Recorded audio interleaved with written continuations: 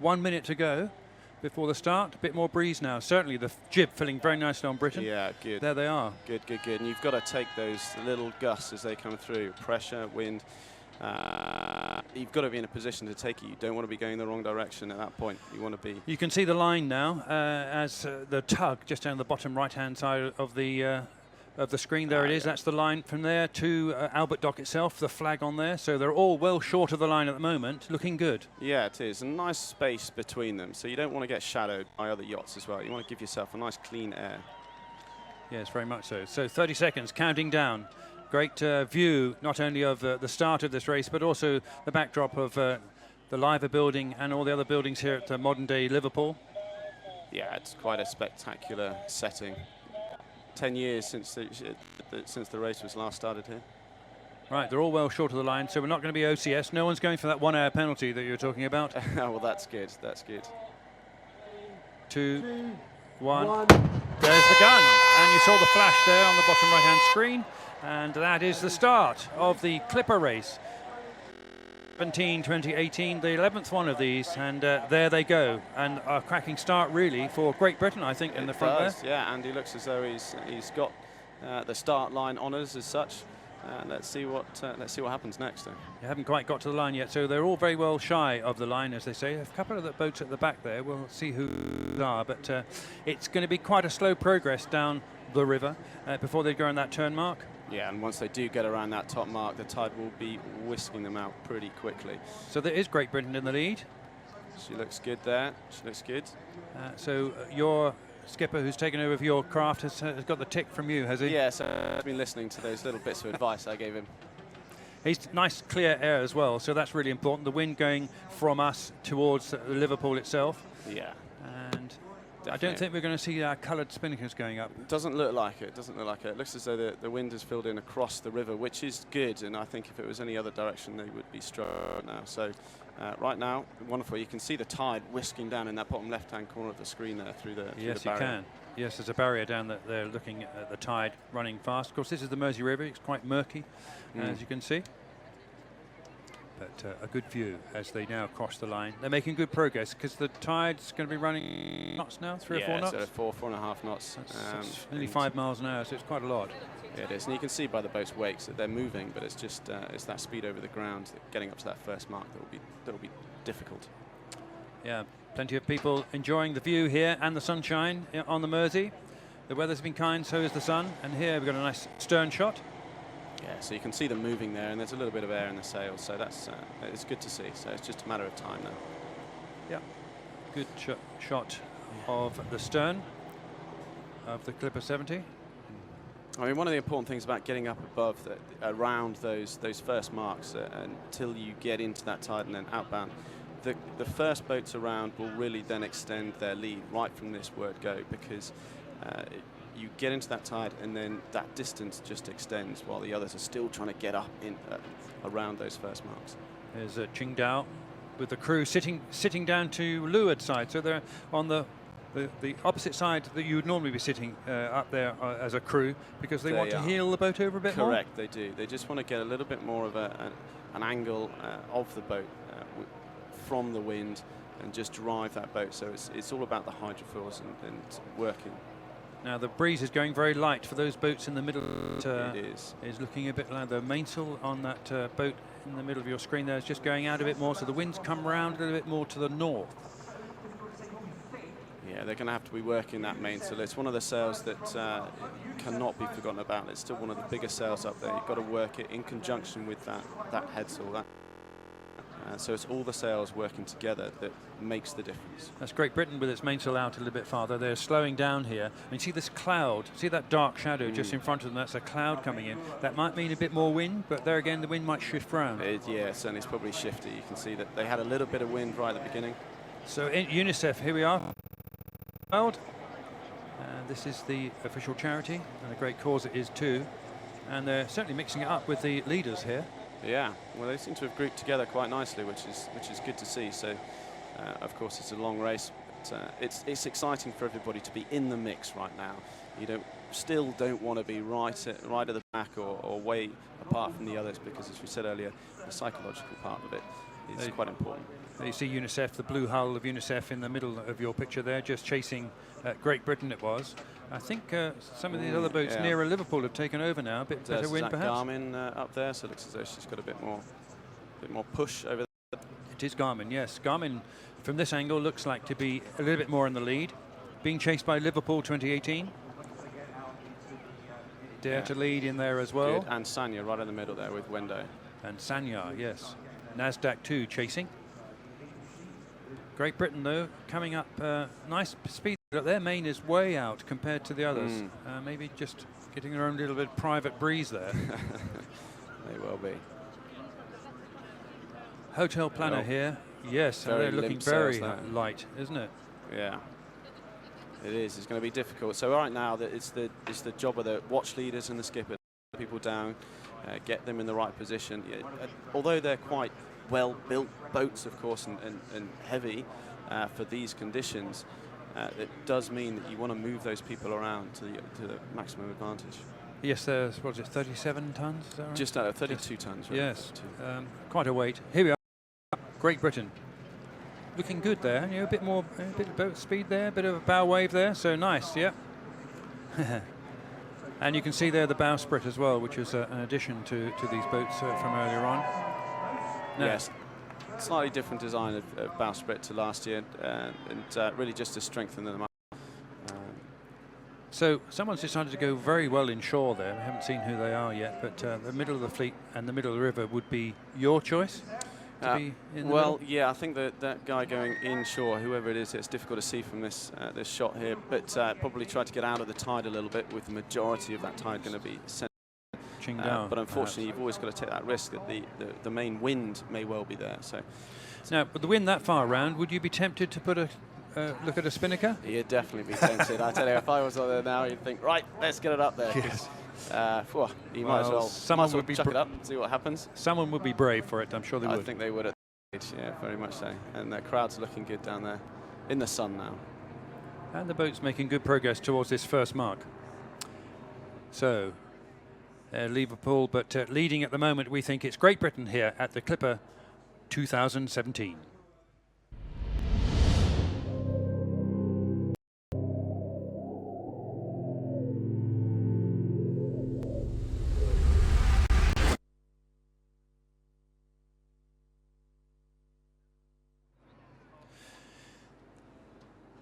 There we go. Nice view of the fleet. Very tightly bunched at the front here.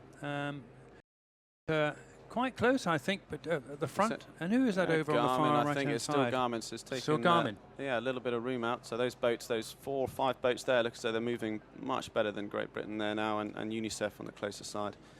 And you'll notice that there's some have got staysails up and some haven't. So they're playing around with those headsails to see. Yes, some staysails up the 3 sails, but most of them now without a staysail. That's to allow a bit more airflow to create get some a bit more power. If the wind is just after that beam, after the coming from the back end of the boat as such, then you'd want that big sail to get all that wind. Well, what wind there is. Well, here's Garmin doing quite well. They've got the staysail up, as you can see. So you can see, yeah, those sheets have come in, so it looks as though they've got their apparent wind is now forward, so they want to create that slot, get that drive, get that boat going. And you don't want to lose that, it's momentum. So once boats are going, then try to do whatever you can to maintain speed. Looks like the inside line taken by Qingdao is paying off a little bit. Yeah, maybe more breeze. It's got a bit more breeze and it's taking over, which is what makes these races so exciting. And you try different little tactics. It looks as though it's the same. It's a river. You're going in one direction. You've got to come up around a mark. But all these little bits that make a race means that these guys here will be looking over their shoulders, and points of a knot will make a difference. Well, the staysail came down on Qingdao, but Garmin are hanging on to it. They seem to be sailing in a different breeze. Look at the different angles of the mainsails for the sailors watching. Yeah. They're in a completely different breeze there, aren't they? So it must be pretty fluky out there.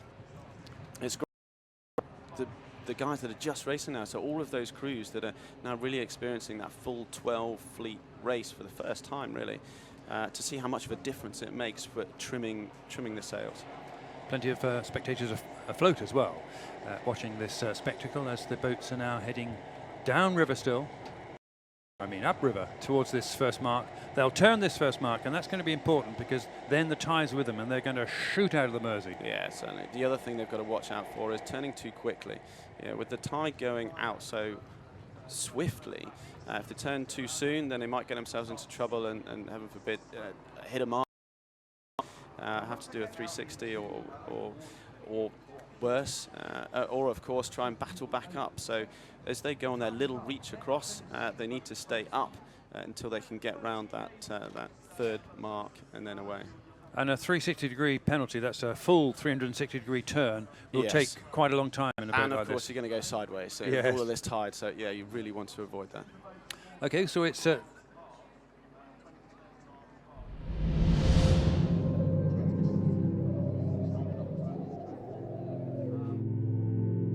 Garmin is still leading here, but it's Dare to Lead is also just to windward of them, and perhaps giving them a little bit of dirty wind. A nice bit of breeze picking up now. Yeah, that's great. It's great to see them moving, and yeah, some good close racing still. It's very frustrating when you see one yacht get away and just a little puff of breeze and you're still sat there. So, no, great to see them still together. Both got their staysails back up, so it seems to be paying off, and the breeze coming round to, as we look at it, to the left. Yes. And improving their speed. The boat's going nicely now. Yeah, they are going nicely. Looks as though the crews are settled down as well now. There's less movement around the decks. Sanya there. Great Britain has dropped back to the see how much that Sanya's airflow is having on Liverpool there, just for that jib, so she'll drop back quite quickly. And UNICEF is performing well up to windward, and again causing a bit of a problem for Great Britain. Crowds enjoying the view here, and they'll get them again as they come past and head out the Mersey. Garmin and Dare to Lead then, jostling for the lead. Yeah, looking good. In this opening leg, all the way down to Punta del Este in Uruguay. And there's a Uruguayan sailor out sailing in the fleet for the first time. Excellent. Excellent. It is a multinational crew and race. We're getting dinghy tactics coming along here because Garmin is being overhauled by Dare to Lead, but Dare to Lead has no rights in this position. Garmin can luff them up. It's called luffing up. In other words, they can come towards us on Garmin, forcing Dare to Lead to keep clear. Yeah, certainly. She'll be struggling to sail directly into the wind and therefore drop back. But again, it depends if Garmin wants to take that risk. If they start getting into a luffing match, the other boats could sail over the top of them or sail under them quite quickly because you need to keep that momentum. So it's a tough call. Yeah, it is a tough call. And Dare to Lead just seem to have a little bit better boat pace here.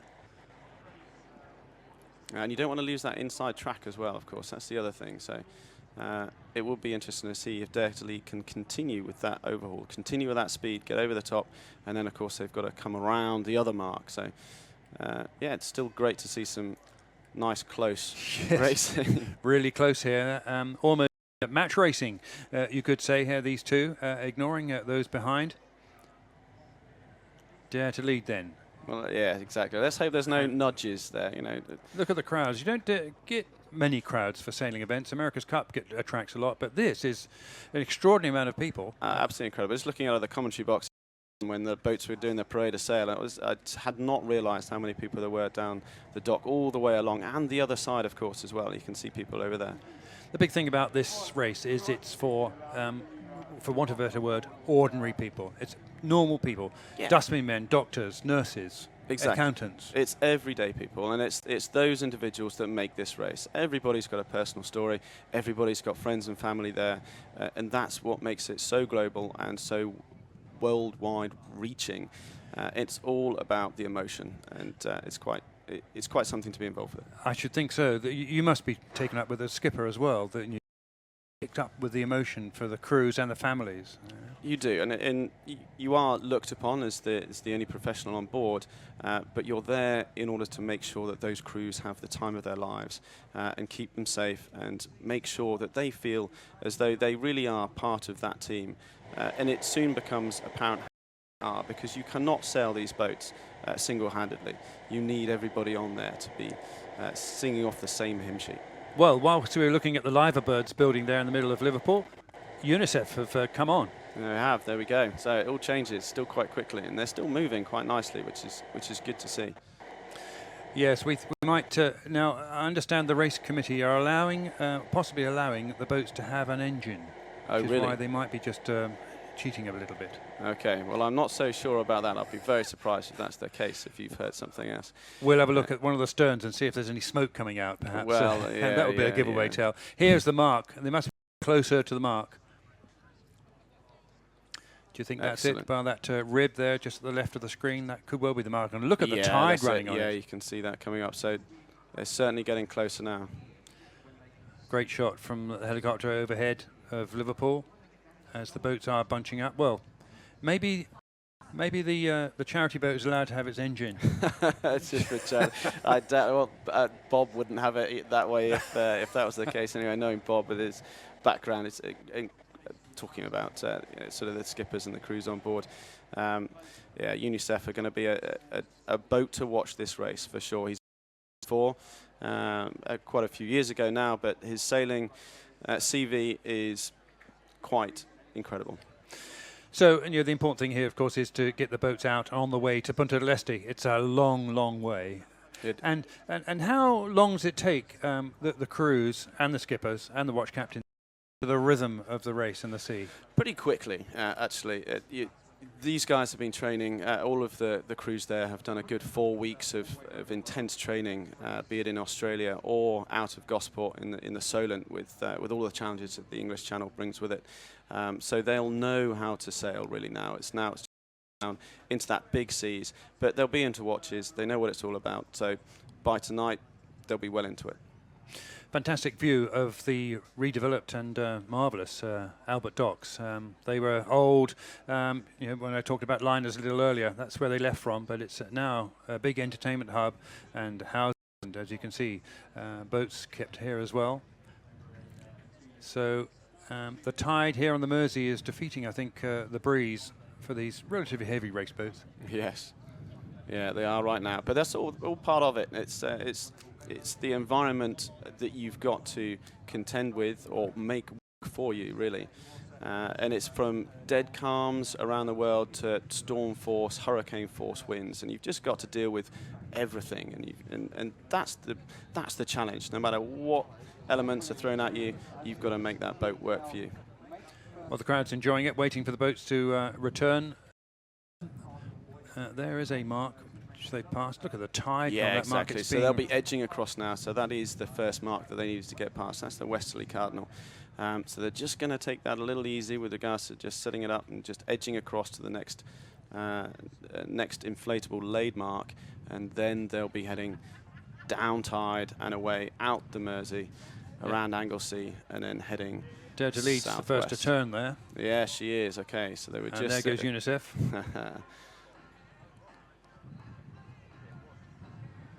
And we may get a good shot if we come away from that in a minute and see how quickly they're going sideways. It's difficult to see when you're close up. Yes, the whole of this sea is moving sideways from the left to the right here, as shown by the buoy, which looked like it was being towed by an underwater submarine, doesn't it? And it does, doesn't it? The tide and currents, which you can't see, are so important, aren't they? And it plays a part hugely all the way to the Este. Massively. I cannot understate or sort of I cannot emphasize that enough, and getting those currents correct is a huge part of it when you're out at sea. There's that laid mark. It's a great picture of the tide running out of the Mersey here. Dare to lead close to that mark. Exactly. Yeah. We don't want to pick that up. No, and we don't want to make sure that exactly. So they'll be watching each other. Well, they've got round it by the looks of things. The mark is still in its place. Exactly. A little bit of flapping there going on with the old sails, the head sails there. So a bit of shouting on a magic. Well, they spread out quite a lot. Look at the boat at the back. Now, maybe they didn't hear the VHF saying you can use engines or not. Well, I don't know. Maybe... we haven't seen them, so we can't say that they have been using engines. But certainly a big spread already.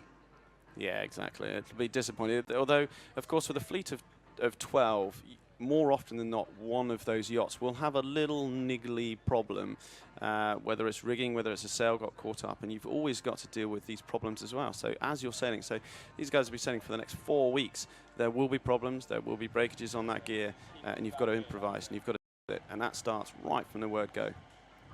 Liverpool 2018 just going through their attack. Yeah, a very recognisable boat, which is good to see. And then Sanya, very pretty. Sanya looks like they're going to tack out to get themselves a bit of clear air there. Yeah, going around that mark, the boat in the middle again, of your screen setting themselves up for this run out of the river. And just sneaking around there is Qingdao trying to get round that mark that's being towed through the water. Yeah, and I think that's Nasdaq just this side of Qingdao, and Visit Seattle there just behind them. Nasdaq just by Qingdao at see that the tide, Clipper Race 2017.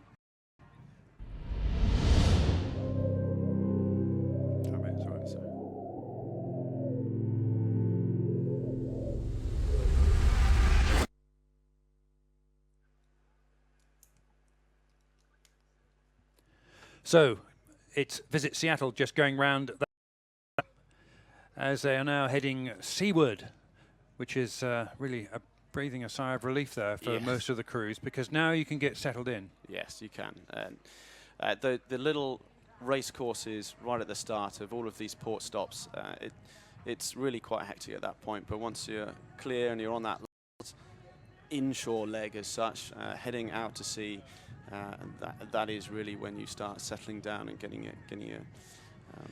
your sights set on the next big stage. Now the breeze is definitely coming right down the Mersey now, and they're having to tack out of the Mersey. This is UNICEF on starboard tack. Yes. And dare to lead as well on starboard tack. That means the wind is blowing on the right-hand side, starboard side of the boat. It has shifted right round. It'll be light, and it is variable, and it's forecast to be variable for the next couple of days as they get out through the Irish Sea and into the western approaches.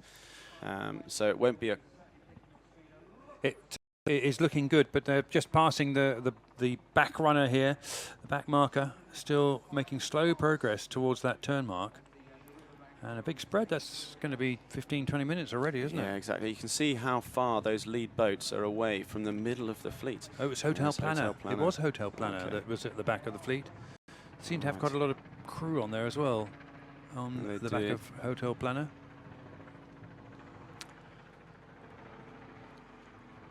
So Hotel Planner has got a bit of ground to make up here on this start of the race.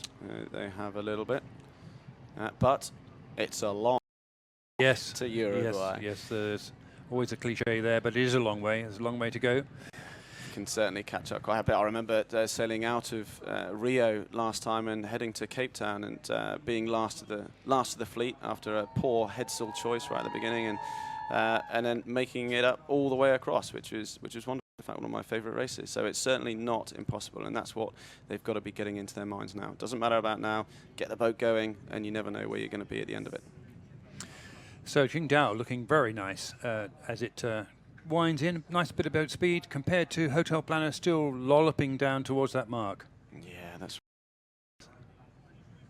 good. So Qingdao, a little bit of backwinding on the mainsail there, just luffing a bit. So looking very good is Qingdao. So nice for Qingdao. They're on the left-hand side as we look out, and looking forward to it.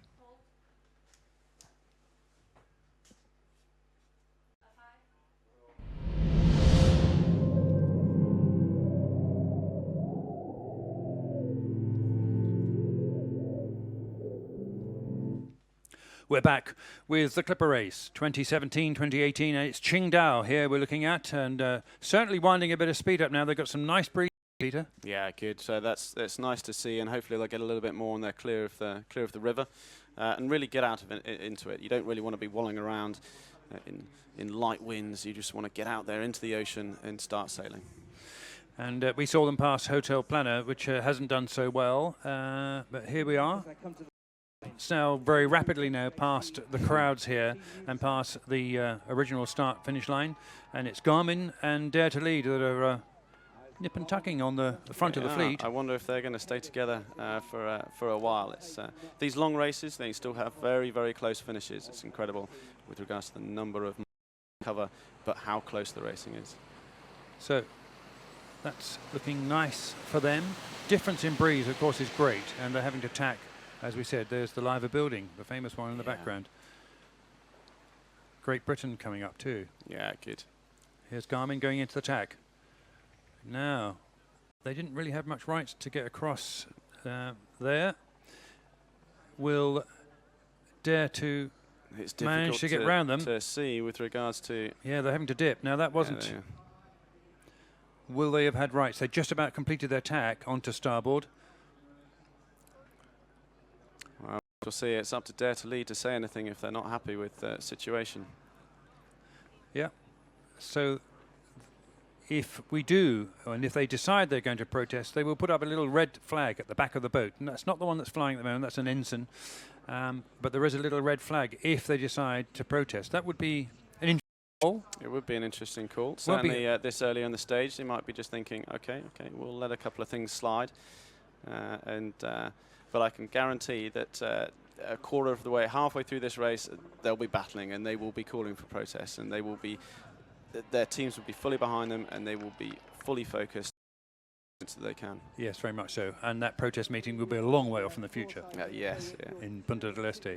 Yeah, certainly. We're using video footage as well to look at. We didn't call it, did we? No, we didn't call it. Too close to, not really the right angle to be able to see from where we're sitting. Great crowd staying out of this race, and it's really good to see because, I mean, you know, down in the south when you have all these famous races starting, Cows Week and all that, it's a bit sort of blasé for people. But up here in Liverpool, they love their boating, they love their power boating, and it's great to see them here supporting this race and obviously supporting, you know, the people that are actually on board the boat as well. Yes, certainly. It's a great location to see something like this with being able to race out of the river. It's one thing that we unfortunately didn't have sailing from London the last edition. We had to start quite far offshore. Having said that, was great support from the pier that we did have when we were there. Liverpool, then unmistakable colours of Liverpool 2018, just settling in now. Yeah, good. And you can see the back there, the twin helms, and the guy standing there and just looking. And now they'll be starting to get their crews in on the helm. The skippers will probably have handed over and getting people settled into helming. There's no autopilots on these yachts. 365 days. Every day that they are sailing out there, they will have somebody on that helm day and night. Very much so. Look at the breeze there. So you can see the twin rudder just at the bottom of. That also makes a big difference, those twin rudders. So you can see that. Yeah, that's Sanya.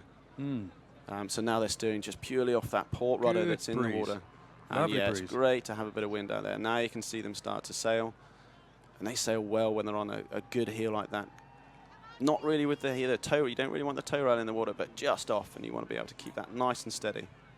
Great crowds then enjoying here as the boats just wind themselves up a bit. The tide here is helping them, pushing them into wind, so it's creating a greater wind than would normally be felt ashore. Yes, exactly. That will also help. That's quite a spread for the fleet then. And another port and starboard just on the left-hand side of the screen there came. I think looks like Garmin and Dare to Lead are in for a battle already, aren't they? Yeah, that's it.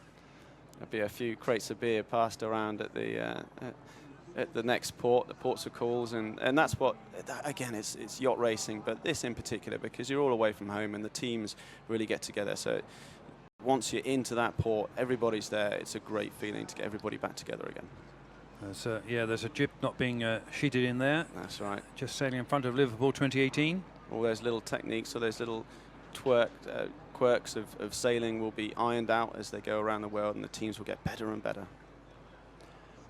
Just tightening in on Liverpool. You can see, as you said, the guardrail's not in the water. That's good. Yeah, just need to tension the jib a little bit. As the crowd's still looking for their favourite boat. Of course, you can follow this online, very much so, at clipperround.com is where the race tracker can be found, so have a look at that on the internet. clipperroundtheworld.com. As Nasdaq again is just tightening in with a good bit of speed. Attack from Liverpool 2018, and just themselves up a bit. Plenty of crew work there. Working on the coffee grinder, as it's known, the winch. Yeah, a couple of coffee grinders in that pit. And it's, again, it's about the timing and teamwork. Yeah, teamwork's what we're all about. Well, how was that for you, Peter? Did that bring back memories? Yeah, it certainly does. It certainly does. And that first leg is when you're starting to settle down in the positions on board the boat. So pit boss and helms and galley and mothers and all of that sort of stuff. You just roll around and you're figuring out your teams as to the strong positions. But everybody's got a part to play. Well, Visit Seattle, there'll be a while before they do get to Visit Seattle.